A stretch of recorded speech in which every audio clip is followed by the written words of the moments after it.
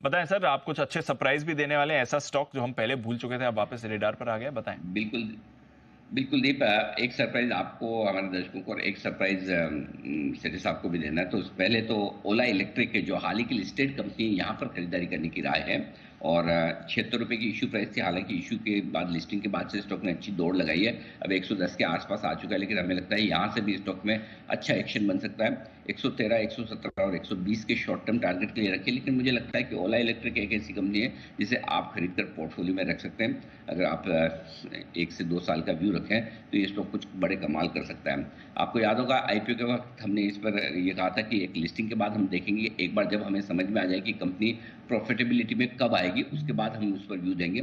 हमने लिस्टिंग पर मैनेजमेंट से बात भी की थी, लेकिन उन्होंने बताया नहीं कि वो कब तक प्रॉफिट में आ सकते हैं। तब तक हमने अपनी ओपिनियन न्यूट्रल रखी थी। अब इस रिजल्ट के बाद जो उन्होंने कॉन कॉल की है, करीबन करीबन 2.5-3 घंटे की कॉन कॉल थी एनालिस्ट के साथ, और उसमें उन्होंने क्लियर कट आगे का पाथ दिया है कि किस तरह से कंपनी प्रॉफिट में आएगी।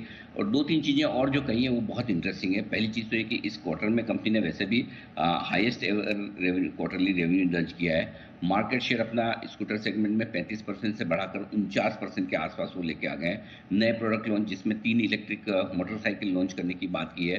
3 व्हीलर वगैरह सेगमेंट में भी बहुत स्ट्रांगली उनकी ग्रोथ आती हुई दिख रही है। और साथ ही एक जो बड़ा और उन्होंने डेवलपमेंट कहा है कि वो लिथियम सेल बैटरीज खुद ही बनाकर अपनी गाड़ी में लगाने का प्लान कर रहे हैं, जो वित्त वर्ष 2026 के पहले क्वार्टर से शायद वो शुरू कर देंगे। तो ये एक बड़ा डेवलपमेंट, कुछ बड़े लॉन्चेस, बड़े डेवलपमेंट और मैनेजमेंट का प्रॉफिटेबिलिटी को लेकर स्ट्रॉन्ग आउटलुक।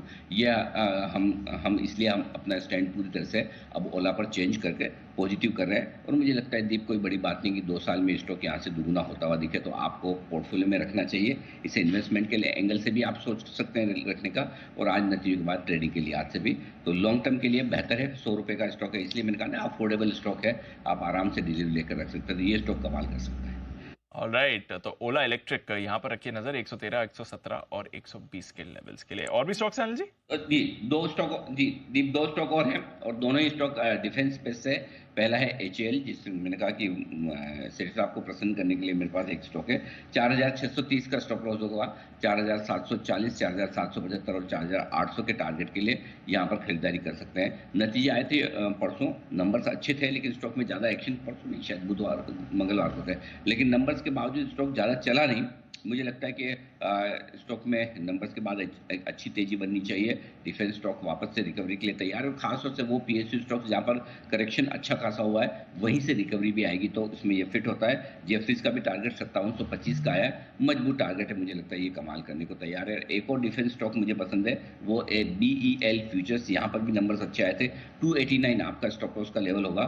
304 और 309 के बड़े टारगेट के लिए यहाँ पर भी खरीदारी कर सकते हैं। डिफेंस स्टॉक्स में जो एक रिकवरी के आसार बन रहे हैं। इनफैक्ट मेटल्स की हमने बात की, हमने हिंडाल को दिया था दीप, नाइल को भी बहुत अच्छा लग रहा है, जो बैन में नहीं, मेरे को पता नहीं था लेकिन बैन में है कि नहीं, लेकिन बैन में नहीं है, मैंने चेक किया। तो कुछ स्टॉक्स हैं जो अच्छे एक्शन के लिए तैयार होते दिख रहे हैं। जी बिल्कुल, और पूरा बाजार ही बढ़िया एक्शन के लिए तैयार हो रहा है।